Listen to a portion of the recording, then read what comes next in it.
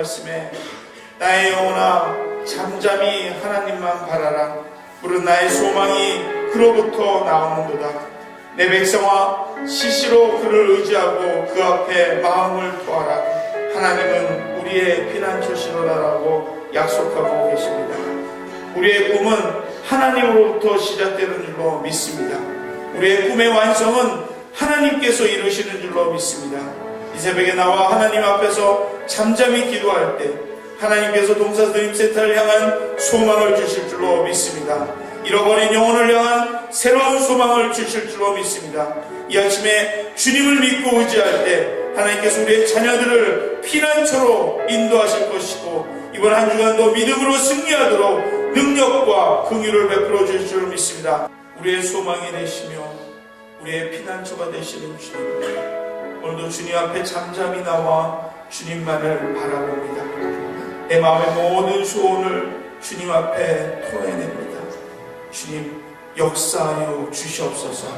또 말씀을 통하여 하나님의 음성 듣게 하여 주시옵시고 하나님의 권능과 긍휼로 채워 주시옵소서. 예수님의 이름으로 기도드립니다. 아멘. 사도행전 15장 1절부터 11절 함께 교독할 때 오늘 이 아침에 주시는 하나님의 계시의 말씀으로 받기를 원합니다. 제가 먼저 1절을 봉독해 드리겠습니다. 어떤 사람들이 유대로부터 내려와서 형제들을 가르치되 너희가 모세의 법대로 할례를 받지 아니하면 능히 구원을 받지 못하리라 하니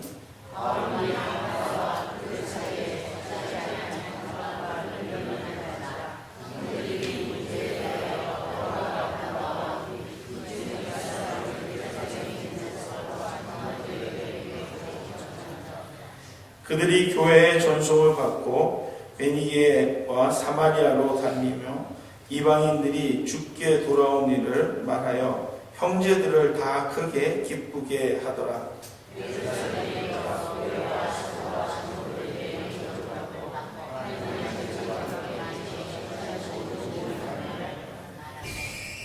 바리새파 중에 어떤 믿는 사람들이 일어나 말하되 이방인에게 할례를 행하고 모세의 율법을 지키라 명하는 것이 마땅하다 하니라. 많은 변론이 있은 후에 베드로가 일어나 말하되 형제들아 너희도 알거니와 하나님이 이방인들로 내 입에서 복음의 말씀을 들어 믿게 하시려고 오래전부터 너희 가운데서 나를 택하시고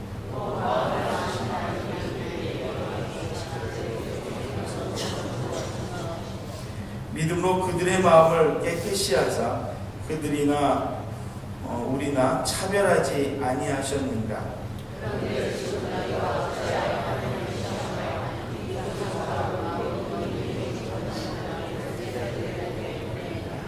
함께 읽겠습니다. 그러나 우리는 그들이 우리와 동일하게 주 예수의 은혜로 구원받는 줄을 믿노라 하니라. 아멘. 오늘 율법이냐 복음이냐라는 제목을 가지고 다른 목사님 말씀 전해주시겠습니다. 할렐루야. 월요일 새벽에 함께하신 모든 분들께 주님의 아까운 은혜가 함께하기 주님의 이름으로 간절히 소원합니다.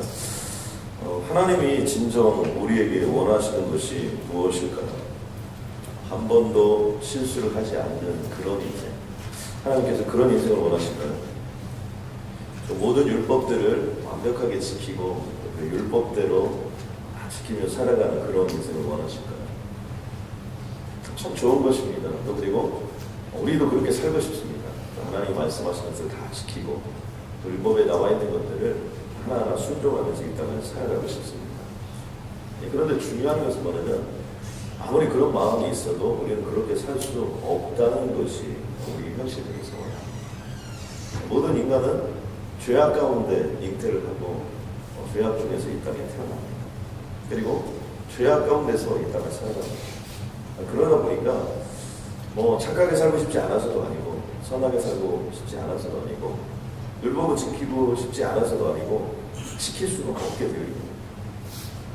그러다 보니까 우리는 실수를 반복하며 살아가고요. 죄악을 반복하며 살아갑니다.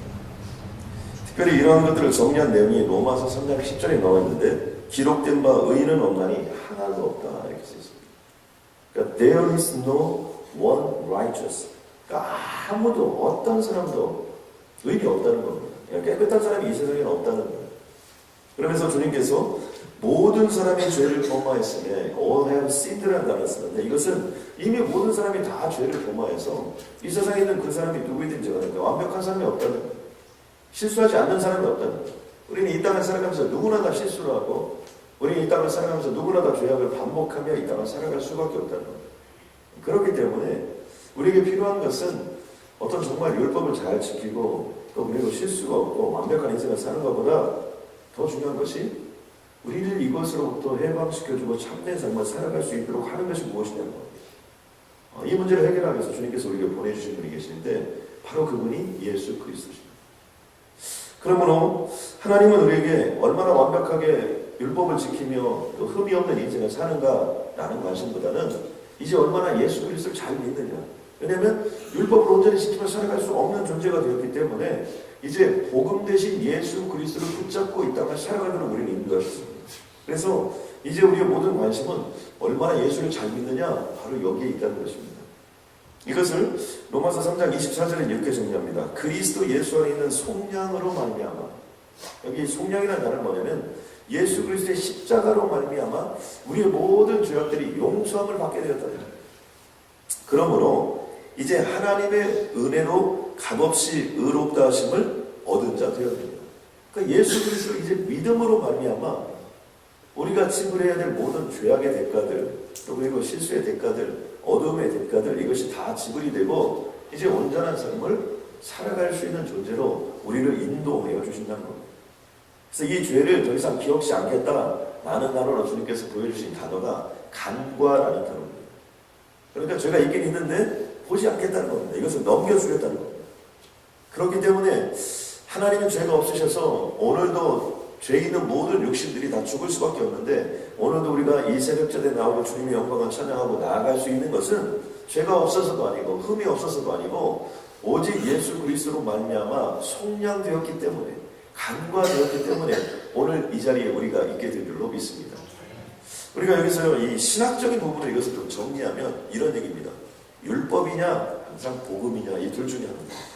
율법이라는 것은 우리가 흠이 없이 하나님 우리에게 주시면서 다 지켜 살 수 있느냐는 겁니다. 그런데 우리는 율법일 수 없습니다. 왜냐하면 모든 사람이 다 죄를 범했기 때문입니다. 그렇기 때문에 우리가 늘 붙잡고 살아가야 되는 것은 복음을 붙잡고 살아가야 된다는 것입니다.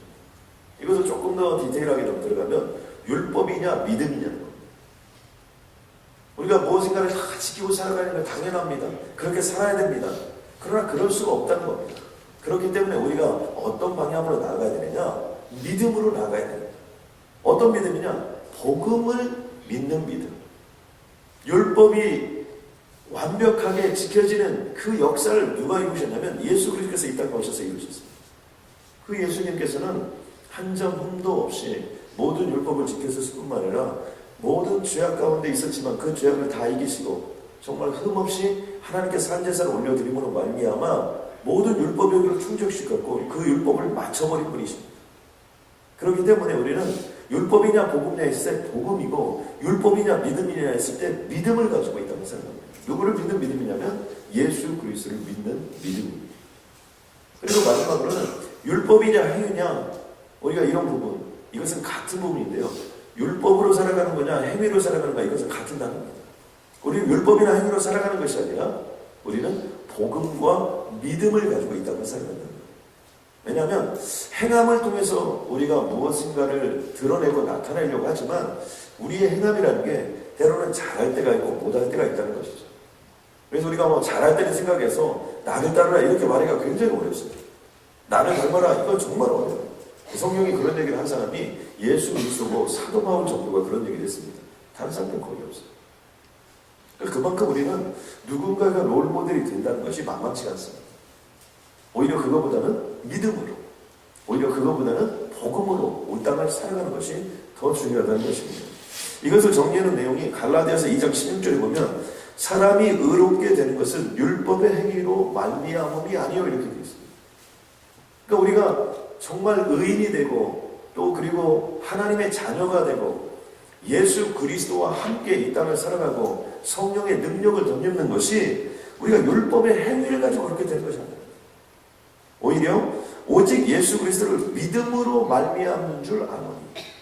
예수 그리스도를 믿는 믿음, 그 믿음이 복음의 역사, 복음의 권능, 복음의 능력을 우리에게 더하여 준다는 겁니다.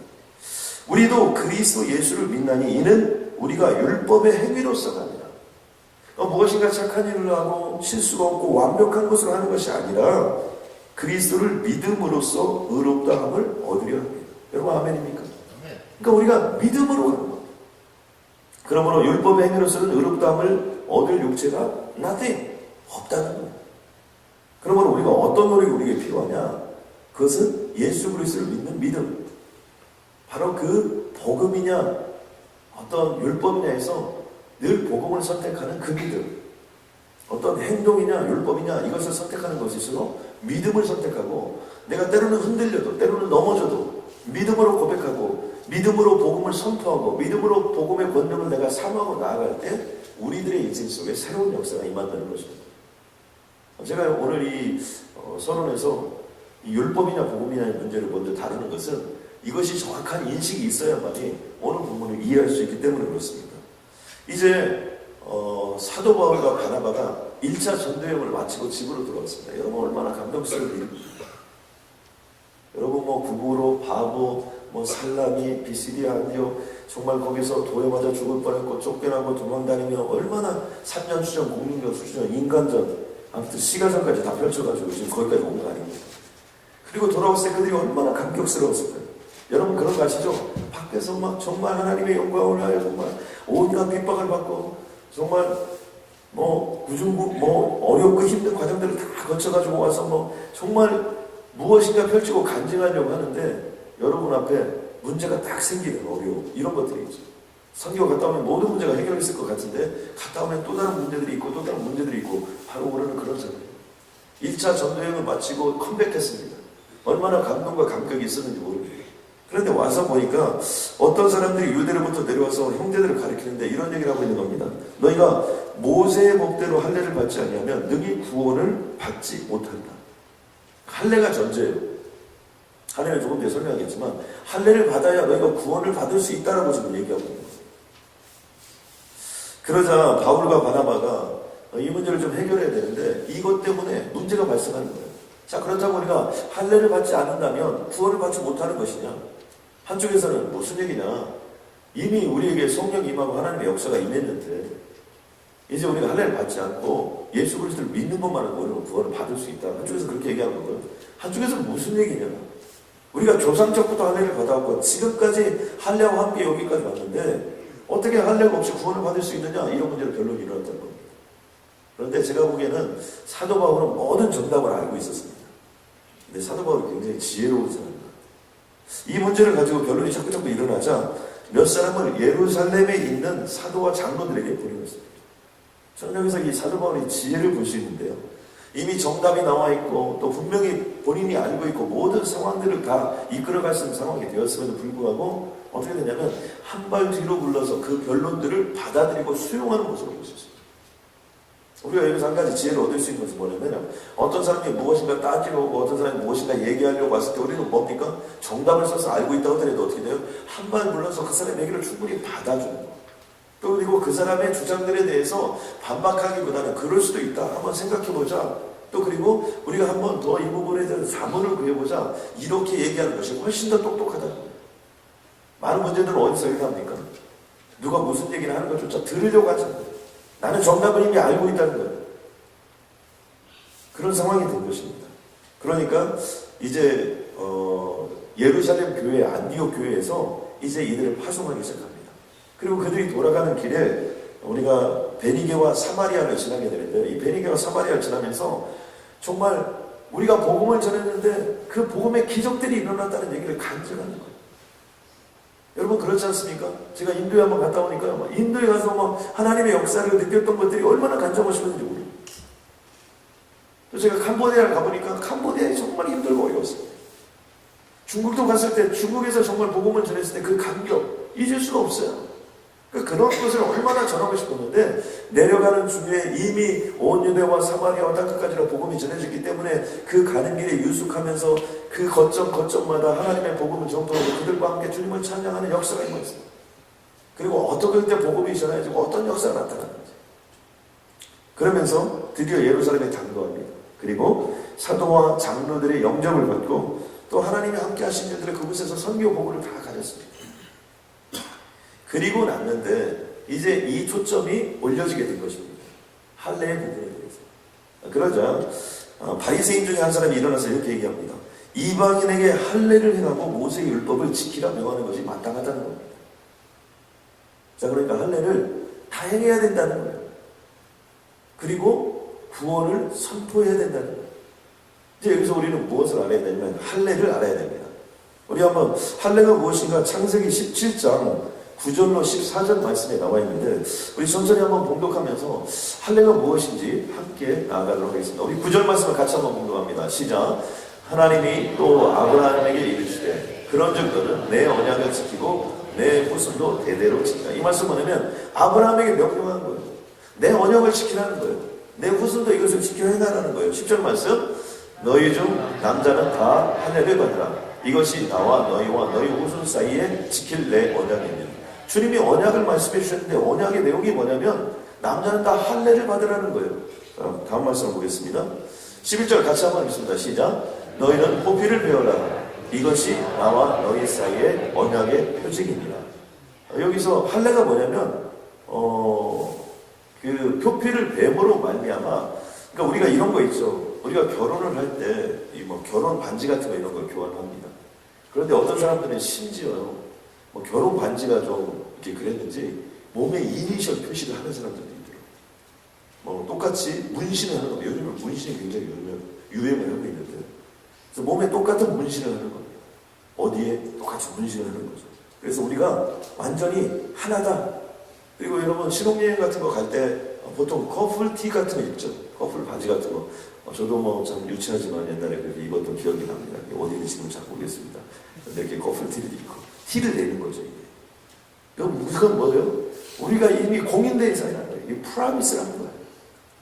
이 커비넌트라는 거죠. 이게 정말 이게 뭔가 언약으로 이런 것들이 이루어진 존재라는 것을 이런 것들을 얘기해 주는 건데 바로 그런 겁니다. 그러니까 하나님이 언약을 줬는데 그것을 할례를 해나가는 거예요. 어떤 그런 생식기의 부분에서 그것을 잘라내므로 인해 가지고 영원히 그것을 기억하고 하나님의 존재됨을 기억하라고 주님이 말씀해 주신 거예요. 자, 12절 말씀 같이 봉독합니다. 시작. 너희의 대대로 모든 남자는 집에서 난 자나 또는 너희 자손이 아니라 이방 사람에게서 도로로 산자를 막론하고 난지 8일 만에 하죄를 받을 것이다. 그러니까 누구든지 난지 8일이 되면 이 할례 의식을 행하는 거예요. 대대로 모든 남자는 집에 있는 자든지 여기서 중요한 것이 너희 자손이 아니라 이방 사람에게서 도로로 산 자가 막론하고 그 얘기는 뭐예요? 설사 이방 사람이라 하더라도 너희가 유대인의 이런 족보 속에 들어오고 이러려고 하려면 모든 사람들은 할례를 받아야 된다는 겁니다. 그 다음 말씀 보겠습니다. 같이 한번 봉독합니다. 시작. 너희 집에서 난 자든지 너희 도로로 산 자든지 할례를 받아야 하리니 이에 내 언약이 너희 살에 있어 영원한 언약이 되리라. 14절. 할례를 받지 아니한 남자 곧 그 표표를 베지 아니한 자는 백성 중에서 끊어지리니 그가 내 언약을 배반하였습니다. 그러니까 이 할례를 행하지 않으면 이건 유대인이 될 수가 없는 거예요. 하나님의 언약의 백성이 될 수가 없는 겁니다. 그리고 이 할례를 행함으로 말미암아 하나님의 언약이 계속해서 확인이 되어지고 함께 갈 수 있도록 인도하셨다는 거예요. 얼마나 감사한 일입니까? 이 할례를 행하는 가장 중요한 의미는 무엇입니까? 나는 하나님의 것이라는 거예요. 이제 내 능력과 내 의지로 이 땅을 살아가지 않고 하나님을 나의 구원자로 모시고 이 땅을 살아가겠습니다. 그렇게 하나님께 영광을 올려드리는 삶을 살겠습니다. 라고 고백한 것입니다. 그런데 문제는 어디서 발생했냐면 이 일들을 처음에는 대단히 중요한 의식이요. 하나님께 영광을 돌리는 의식으로 이 의식을 행하고 정말 그때 하나님께 내 자신을 드리고 내 영광을 다 올려드렸는데 이런 모습이 시간과 세월이 가면서 형식밖에 남지 않아요. 이제 하나님을 안 믿어도 괜찮아요. 교회를 안 다녀도 괜찮아요. 그냥 나는 할례를 행하기만 하면 그냥 하나님의 자식이고 나는 하나님께서 내 인생을 책임져 줄 것이다. 이렇게 모든 것들이 다 타락해버리는 거예요. 어떤 사람은 이런 사람이 있습니다. 본인은 이렇게 신앙생활 하지 않습니까? 왜 신앙생활 하지 않습니까? 이렇게 물어보면 우리 어머님이 권사님입니다. 우리 아버님이 목사님입니다. 우리 아버님이 장로님입니다. 그 얘기는 뭐예요? 우리 어머니가 내가 알아서 다 너를 위해서 기도하고 다 교회도 다니고 그러기 때문에 나는 괜찮다는 거예요. 이런 얘기하고 똑같은 거예요. 하나님을 섬기지도 못하고 오히려 하나님을 방해하고 회방하는 자들이 있는데 바로 그렇게 할례가 형식화되어 버렸다는 거예요. 그러다 보니까 이 형식화된 것들을 통해서 그들은 무엇을 주장하냐면 나는 이스라엘 백성이다. 나는 아브라함이 나의 조상이다. 그 얘기는 뭐예요? 하나님은 나의 아버지다. 누가 나를 건들겠느냐. 이방인 너희는 개다.